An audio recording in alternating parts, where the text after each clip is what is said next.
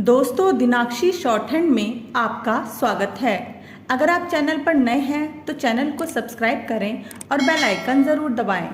आज की निबंधमाला डिक्टेशन का यह 48वां दिन है। लगभग 400 शब्दों की यह डिक्टेशन 80 शब्द प्रति मिनट की गति से बोली जाएगी। अगर आपको इस डिक्टेशन की एडवांस आउटलाइंस और वाक्यांश की आवश्यकता है तो आप हमारा पेड बैच ज्वाइन कर सकते हैं। हमारे पेड बैच को ज्वाइन करने के लिए आप डिस्क्रिप्शन बॉक्स में दिए गए मोबाइल नंबर पर व्हाट्सएप कर सकते हैं। तो चलिए डिक्टेशन को स्टार्ट करते हैं। डिक्टेशन स्टार्ट होगी 5 सेकंड बाद।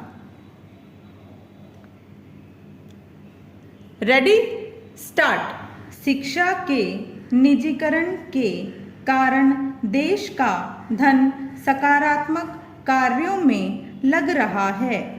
नई शिक्षण संस्थाओं की स्थापना के कारण नवयुवकों को रोजगार के नए अवसर उपलब्ध हो रहे हैं। शिक्षण से संबंधित व्यवसायों को भी गति मिल रही है। पिछले कुछ वर्षों में उच्च शिक्षा प्राप्त करने वाले लोगों की संख्या में तेजी से वृद्धि हुई है। इतनी अधिक संख्या में प्रतिवर्ष सरकारी नौकरियों का सृजन कर पाना संभव नहीं। निजी संस्थाओं की अधिकता के कारण इन लोगों को भी रोजगार के अवसर उपलब्ध हो रहे हैं। इस प्रकार शिक्षा के निजीकरण के कारण देश के आर्थिक विकास को भी गति मिल रही है। यही नहीं, शिक्षा के क्षेत्र में निजी भागीदारी से उत्पन्न प्रतिस्पर्धा के फलस्वरूप शिक्षा की गुणवत्ता में सुधार भी हो रहा है। निजी शिक्षण संस्थानों में योग्य शिक्षकों को बेहतर वेतनमान पर भर्ती किए जाने से शिक्षकों की दशा में सुधार के साथ साथ शिक्षित लोगों के लिए रोजगार के अधिक अवसर उपलब्ध हो रहे हैं। इस प्रकार शिक्षित लोगों को इसके द्वारा रोजगार के साधन उपलब्ध कराने एवं शिक्षा की गुणवत्ता में सुधार हेतु शिक्षा में निजीकरण को बढ़ावा देना उचित है। शिक्षा के निजीकरण से अक्षमता, भ्रष्टाचार को दूर किया जा सकता है। साथ ही उपकरण, प्रयोगशालाएं और पुस्तकालयों जैसे संसाधनों की कमी पूरी की जा सकती है। शिक्षा में निजीकरण से यदि कुछ लाभ हुए हैं तो इसके नुकसान भी कम नहीं हैं।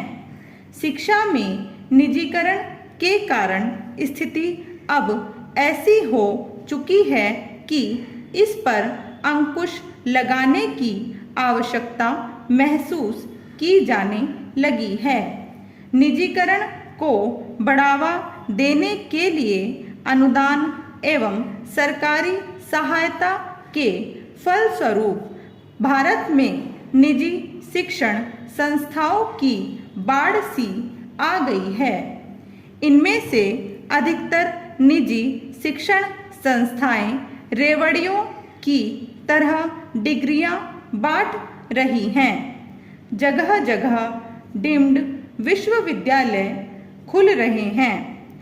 शिक्षा आज व्यापार का रूप धारण कर चुकी है। शिक्षा के निजीकरण का लाभ निर्धन लोगों को नहीं मिल रहा है, क्योंकि निजीकरण से शिक्षा महंगी हो गई है। शहरों के निजी विद्यालयों में प्राथमिक स्तर की कक्षाओं के बच्चों से भी हजारों रुपए मासिक शुल्क लिया जा रहा है। आम आदमी अपने बच्चों को अच्छी शिक्षा दिलवाने के लिए इतने शुल्क को वहन करने में अक्षम है। शिक्षा के निजीकरण के कारण कोचिंग एवं ट्यूशन संस्कृति को बढ़ावा मिला है। बड़े बड़े उद्योगपति भी शिक्षा में धन का निवेश कर रहे हैं। शिक्षा में धन के निवेश को अच्छा कहा जा सकता है, किंतु उनका उद्देश्य शिक्षा का विकास नहीं बल्कि धन कमाना होता है। स्टॉप।